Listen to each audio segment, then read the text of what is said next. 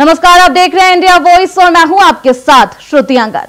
Bulletin की शुरुआत करते हैं। सीएम पुष्कर सिंह धामी उत्तराखंड राज्य के विकास की दिशा में आगे बताते हुए कहा है कि विकास का मजबूत आधार डबल इंजन सरकार है।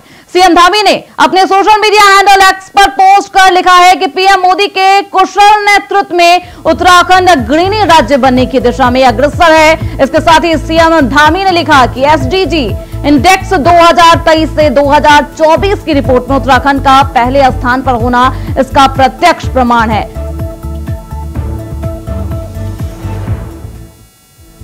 पीएम मोदी का आभार भी जताया है सीएम धामी ने।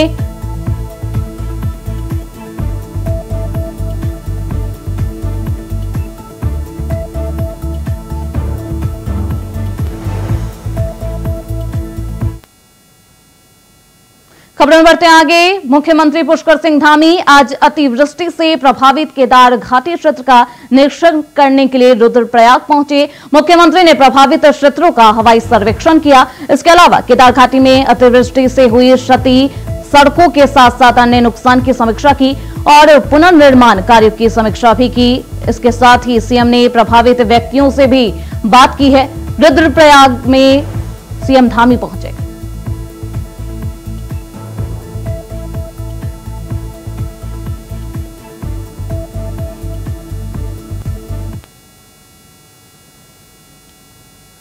खबरों बढ़ते आगे। कांग्रेस ने केदारनाथ प्रतिष्ठा रक्षा यात्रा आपदा के चलते सामान्य स्थिति होने तक स्थगित कर दी है, जिसको लेकर कैबिनेट मंत्री प्रेमचंद अग्रवाल ने तंज कसते हुए कहा है कि भगवान केदार ने कांग्रेस की यात्रा रोक दी क्योंकि कांग्रेस की नीयत साफ नहीं थी। साथ ही मंत्री ने कहा कि कांग्रेस ने यात्रा का राजनीतिकरण भी किया है। कांग्रेस की प्रतिष्ठा रक्षा यात्रा स्थिति कैबिनेट और मंत्री ने कांग्रेस पर अब तंज कसा है। तो क्या हमारे माननीय करण महाराज जी ये बताएंगे कि जो यात्रा निकाल रहे थे तो उनकी यात्रा को भगवान केदार ने रोक दिया क्योंकि उनकी नीयत साफ नहीं थी, और उन्होंने जिस प्रकार से केदार यात्रा का राजनीतिकरण किया। और आप देखिए जिस प्रकार से जो लोग सनातन विरोधी, जो लोग भगवान श्री राम के विरोधी, आज उनको सनातन की भगवान केदार की याद आई तो भगवान केदार ने उनकी उस यात्रा को अवरुद्ध कर दिया, क्योंकि भगवान केदार के दरबार में वही जा सकते हैं जिसको भगवान केदार बुलाएंगे। तो यानी कि आप मान के चलिए कि केदार जी की यात्रा को उन्होंने बीच में रोका, तो उनको अभी पहले अपना मन और मंतव्य साफ करना चाहिए। खबरों में बढ़ते आगे। देहरादून से खबर है, जहां उत्तर प्रदेश से अलग होने के बाद परिसंपत्तियों के बंटवारे से संबंधित बातों को लेकर वित्त मंत्री प्रेमचंद अग्रवाल ने पुनर्गठन विभाग की विधानसभा भवन में समीक्षा बैठक की है, जिसको लेकर उन्होंने कहा कि कुछ परिसंपत्तियां जिनमें वन विकास निगम के 99 करोड़ उत्तर प्रदेश की ओर से दिया जाना था, उसमें 2017 तक ब्याज लगाकर 563 करोड़ हो चुका है, जो राज्य को मिलना है, क्योंकि उत्तर प्रदेश सरकार की ओर से इस संपत्ति पर इनकम टैक्स कटौती की जा चुकी है। तो इससे यह स्पष्ट है कि वह पैसा हमारे राज्य का है जो हमें मिलना जरूरी है।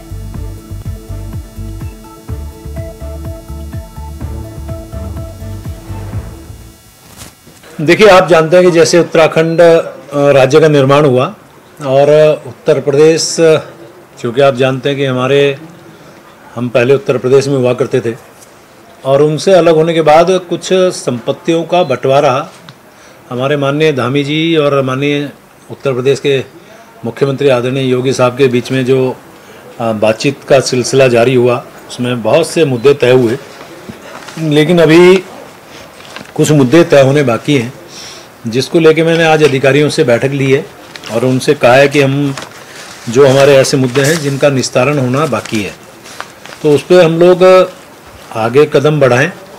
क्योंकि आप जानते हैं कि हमारे यहाँ उत्तराखंड के अंदर जैसे वन निगम है और वन निगम को 99 करोड़ रुपया मिलना था, और ये 2017 तक जब हमारी बैठक हुई 99 करोड़ रुपए जब मिलना था, तो हमने उसके अगेंस्ट जो हमारा ब्याज बनता है उसको जोड़ते हुए हमें 400।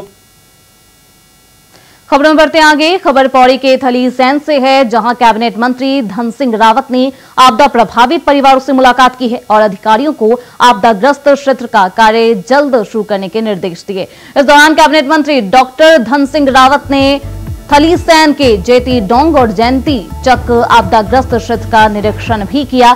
साथ ही उन्होंने आपदा प्रभावितों को चेक भी वितरित किए और ग्रामीणों को हर संभव मदद देने का आश्वासन दिया।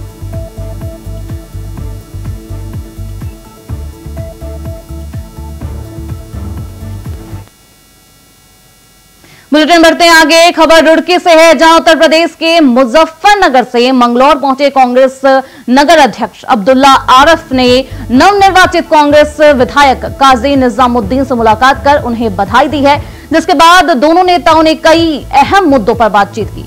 आपको बता दें कि मुजफ्फरनगर के नगर अध्यक्ष मीरापुर से होने वाले उपचुनाव के लिए कांग्रेस की ओर से दावेदार भी है।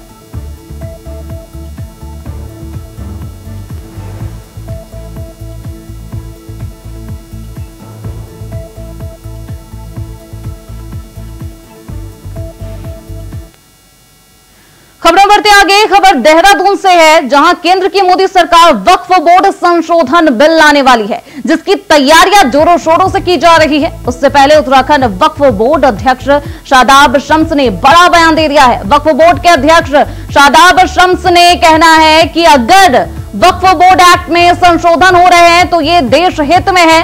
वक्फ बोर्ड भ्रष्टाचार का अड्डा बन गया है। शादाब शम्स ने पीएम मोदी से अनुरोध भी किया है कि सभी वक्फ बोर्डों की सीबीआई जांच होनी चाहिए। शादाब शम्स का कहना है कि अगर वक्फ बोर्ड की सीबीआई जांच होगी तो हिंदुस्तान का सबसे बड़ा भ्रष्टाचार वक्फ बोर्ड में निकल कर आएगा।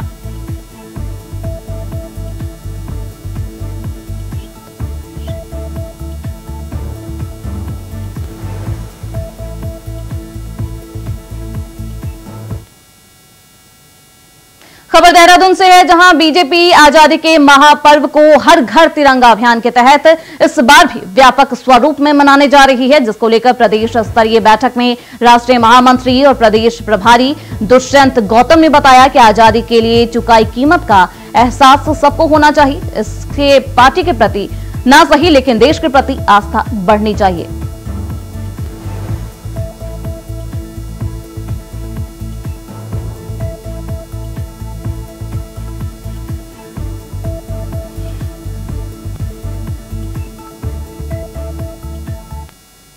कि हमारे यशस्वी प्रधानमंत्री नरेंद्र भाई मोदी जी के द्वारा जब से देश की बागडोर उन्होंने संभाली है, तब से लगातार उनका जो आज़ादी का जो हमारा महोत्सव है, इसको जो हमारे जिन्होंने हमको आज़ादी दिलाने के काम किया, जिन्होंने अपना बलिदान देकर के देश को आज़ाद करने का काम किया, उन सबकी जो महत्वपूर्ण भूमिका आज़ादी के आंदोलन में रही है, वो हर घर तक पहुंचे, हर व्यक्ति तक वो आज भी याद रहे, उसको याद ताजा आज भी रहे हो। इसके लिए हमारी केंद्र की सरकार के द्वारा, आदरणीय नरेंद्र भाई मोदी जी के द्वारा तिरंगा हर घर पहुंचे, हर घर लहराए, इसके लेकर के हमारी जो तिरंगा यात्रा है, ये 11, 12 और 13 तारीख को हमारी पूरे प्रदेश भर में घर घर तिरंगा लहराने की यात्रा ये चलाई जाएगी और इसके लिए रैलियां भी भारतीय जनता पार्टी के द्वारा निकाली जाएंगी। खबरों बढ़ते आगे। देहरादून में राजनीतिक पार्टियां 15 अगस्त की तैयारियों में जुट गई है। भारतीय जनता पार्टी ने घोषणा की है कि आजादी के महापर्व को हर घर तिरंगा अभियान के तहत मनाया जाएगा। प्रदेश स्तरीय बैठक में राष्ट्रीय महामंत्री और प्रदेश प्रभारी दुष्यंत गौतम ने ये रणनीति बनाई है, जिसको लेकर विपक्ष ने कड़ी प्रतिक्रिया जताई है। कांग्रेस के प्रदेश उपाध्यक्ष मथुरा दत्त जोशी का कहना है कि तिरंगा भारत के हर व्यक्ति के दिल में बसता है और हर व्यक्ति ने तिरंगा लहराने का काम किया है, कोई नई बात नहीं।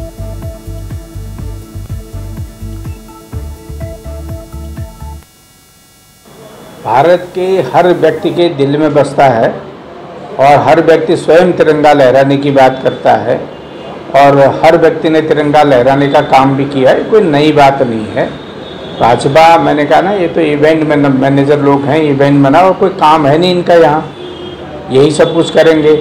देश के लोगों को ये बताने की ज़रूरत नहीं कि आपको तिरंगा लहराना है। लोगों ने तिरंगा आज़ादी की लड़ाई में भी लहराया और उसके बाद भी लहराया और आज देश के विकास में तिरंगा लहराने का काम तमाम लोग सीमा का नौजवान कर रहा है। आज अंतर्राष्ट्रीय स्तर पर ओलंपिक खेल हो रहे हैं, वहाँ पर खिलाड़ी लहराने का काम कर रहा है और हर व्यक्ति के दिल में और मन मस्तिष्क में तिरंगा विराजमान है। खबरों बढ़ते हैं आगे। उत्तराखंड में एक बार फिर मौसम विभाग ने भारी बारिश का अलर्ट जारी किया है। मौसम विभाग के निदेशक डॉक्टर विक्रम सिंह ने बताया है कि राज्य के सभी जनपदों में भारी बारिश का अनुमान है। उन्होंने बताया कि राज्य के कई जनपदों में भारी बारिश की संभावना अधिक है। इसके तहत 10 अगस्त तक प्रदेश भर के अधिकांश जनपदों में भारी बारिश की संभावना। उन्होंने बताया कि मंगलवार को उत्तरकाशी, बागेश्वर, रुद्रप्रयाग, चमोली, नैनीताल, पौड़ी, टिहरी में भारी बारिश की संभावना बनी हुई है। इस दौरान उन्होंने पहाड़ की यात्रा करने वाले लोगों से विशेष सावधानी बरतने की भी अपील की। साथ ही नदी किनारे रहने वाले लोगों को सावधानी बरतने को कहा है।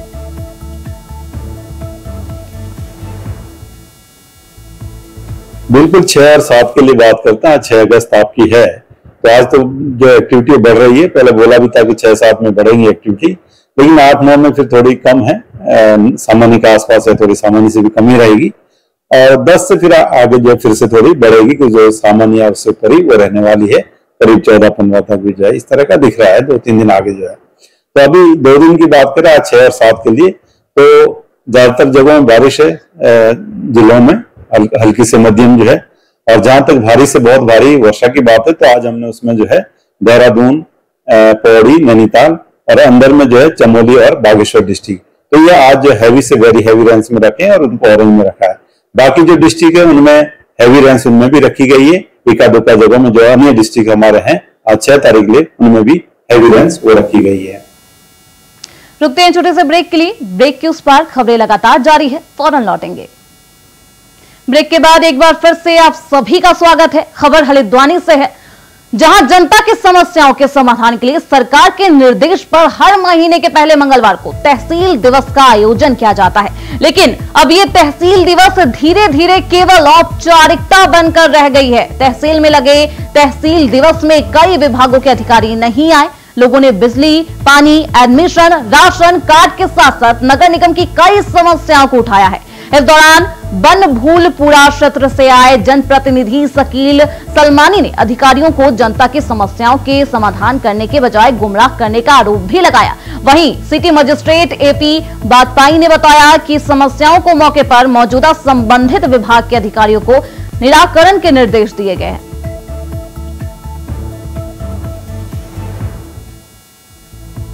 देखिए, प्रत्येक माह तहसील दिवस का आयोजन शासन के निर्देशों के क्रम में किया जाता है। यहाँ पर ये अपेक्षा की जाती है कि जितने भी यहाँ पर खासकर विकास खंड स्तरीय और ये सब डिवीजन लेवल के ऑफिसर्स हैं विभागों के मौजूद रहें।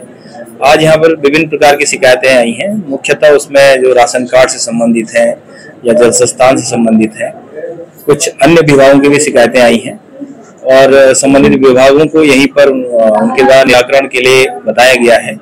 कुछ प्रकरण ऐसे हैं जिनमें दीर्घकालिक कार्य होना है तो उनको संदर्भित किया गया है। कुछ विभाग अभी तक उपस्थित नहीं हुए हैं तो उनके संबंध में स्पष्टीकरण लेकर कार्रवाई के लिए जिलाधिकारी महोदय को भेजा जाएगा। खबरें बढ़ते आगे। खबर देहरादून से है, जहां परिवहन मिनिस्ट्रियल कर्मचारी संघ अपनी मांगों को लेकर अगले दिन से प्रदेश भर में कार्य बहिष्कार करने जा रहा है। इस बात को लेकर परिवहन मिनिस्ट्रियल कर्मचारी संघ के प्रदेश महासचिव विनोद चमोली ने कहा है कि 2 महीने पहले एक बस दुर्घटना हुई थी, जिस पर उच्च अधिकारियों ने जांच पड़ताल कर ब्रह्मपुरी तपोवन चेक पोस्ट पर काम कर रहे 4 कार्मिकों को निलंबित कर दिया था। साथ ही उन्होंने कहा कि जांच रिपोर्ट में चेक पोस्ट के अलावा चालक का नींद में होना और पैराफिट का न होना जैसे कारण भी सामने आए थे, लेकिन उन सभी तथ्यों को दरकिनार करते हुए केवल परिवहन विभाग के कार्मिकों को निलंबित किया गया।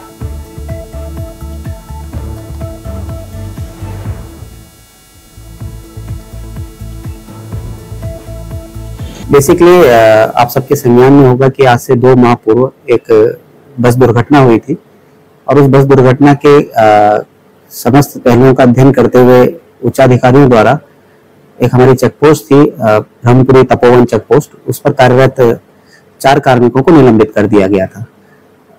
जो रिपोर्टें आई थी उन रिपोर्टों में ये था कि परिवहन की जो चेक पोस्ट थी उसके अतिरिक्त भी कई और कारण भी थे उस दुर्घटना के, जैसे चालक का नींद में होना, वहां पे पैराफिट का ना होना और भी कई कारणों का उल्लेख उस रिपोर्ट में किया गया था। लेकिन समस्त तथ्यों को दरकिनार करते हुए केवल परिवहन विभाग के 4 कार्मिकों को निलंबित कर दिया गया, जो चेक पोस्ट पे थे सुबह 4 बजे से लेकर जिनकी ड्यूटी दिन के 1 बजे तक, और 12 मतलब अगर हम कहें तो अतिशयोक्ति नहीं होगी कि 12-13 घंटों की ड्यूटी में 1 या 2 कार्मिकों की ही तैनाती थी 15-16 घंटों की ड्यूटी में। एसडीएम की कार्रवाई हुई है। शराब की दुकान को निरस्त करने की पहल की गई है और ये बड़ी कार्रवाई एसडीएम की तरफ से की गई है, जहां शराब की दुकान को निरस्त करने की पहल की गई है। शराब की दुकान पर एसडीएम की बड़ी कार्रवाई इस वक्त हुई है। शराब की दुकान को निरस्त करने की पहल दीपक सैनी के द्वारा की गई है।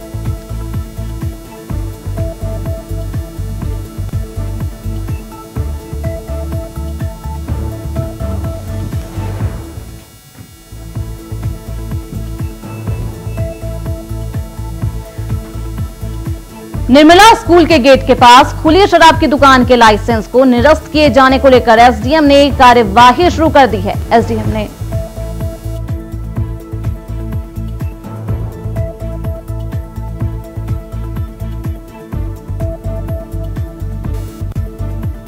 इसमें जो है कंप्लेंट्स आ रही थी बार बार। जो सेंट जॉर्ज स्कूल है उसके साथ में एक नई शराब की दुकान खुली थी, सब शॉप खुली थी, लैंडोर जो मेल उसकी दुकान है उसकी सब शॉप वहाँ खुली थी। तो उसके लिए हमारे पास काफ़ी कंप्लेंट्स आई थी कि ये जो है नियमों के विरुद्ध अगर खोली गई है, तो उसमें एक समिति बनाई गई थी, संयुक्त समिति एसएचओ साहब की और नायब तहसीलदार साहब की, एग्जीक्यूटिव ऑफिसर हमारे जो अधिशासी अधिकारी हैं उनकी, और जो हमारे एक्साइज इंस्पेक्टर है मसूरी की उनकी।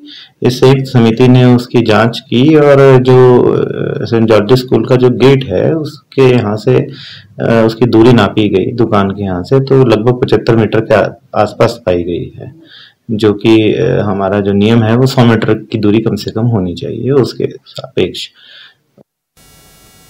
खबरों बढ़ते आगे। खबर हल्द्वानी से है, जहां कुमाऊं कमिश्नर दीपक रावत ने 3 पानी से लेकर मोटा हल्दू तक एनएच की सड़कों को विभागीय अधिकारियों के साथ निरीक्षण किया है। सबसे पहले कमिश्नर दीपक रावत 3 पानी के पास एनएच के ओवरब्रिज की तरफ गए, जहां बरसात के दिनों में लगातार लोगों के घरों में जल भराव की स्थिति हो रही है।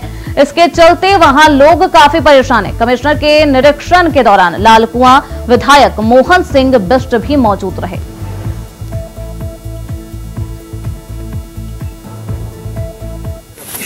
इंस्पेक्शन किया, माननीय विधायक जी ने भी कुछ क्षेत्र यहाँ पे दिखाए हैं, काफी दिनों से दिखवाना चाह रहे थे। तो एक तो जो आरओबी बन रहा है एनएच का, उसमें ये इशू है कि आरओबी बनने से अब क्योंकि बहुत सारा पानी एक जगह पे आ रहा है, जिससे लोगों ने बताया कि वो जल की निकासी नहीं हो पा रही। तो उसमें 2-3 स्ट्रैटेजी पे हम काम कर रहे हैं। एक तो जल निगम से हम कहेंगे कि वहाँ पे जहाँ सम्प्स बनाने की अगर अवेलेबिलिटी है, सम्प बनाने की पॉसिबिलिटी यहाँ पे है, तो वहाँ पे सम्प्स बना के इस पानी को हम निकाल दें। दूसरा हम ये देखेंगे कि उस पानी को जो जमा हो रहा है दूर कहीं निकाला जा सकता है नहीं, इसके लिए एक सर्वे हम इरिगेशन से करवा देंगे और यहाँ पे एक छोटा सा ड्रेनेज प्लान भी बना देंगे कि इवेंचुअली ये पानी कहीं पे निकले। खबरें बढ़ते आगे। मुंबई की तर्ज पर अब उत्तराखंड पुलिस के मालखाने भी हाईटेक बनाए जाएंगे। साथ ही इसमें मुकदमा से संबंधित साक्ष्य और माल का रखरखाव किया जाएगा। दरअसल अपराधी घटना के बाद मौके से बहुत से साक्ष्य को पुलिस इकट्ठा करती है। मसलन यदि हत्या हुई तो हत्या किस हथियार या वस्तु के प्रहार से की गई है, उस साक्ष्य के रूप में पुलिस को रखना पड़ता है। सालों साल चलने वाले मुकदमे में इनका प्रबंधन रखना काफी मुश्किल होता है, लेकिन सबूतों में क्यूआर कोड लगाकर कंप्यूटर की मदद से माल यानी कि साक्ष्य का पता चल सकेगा।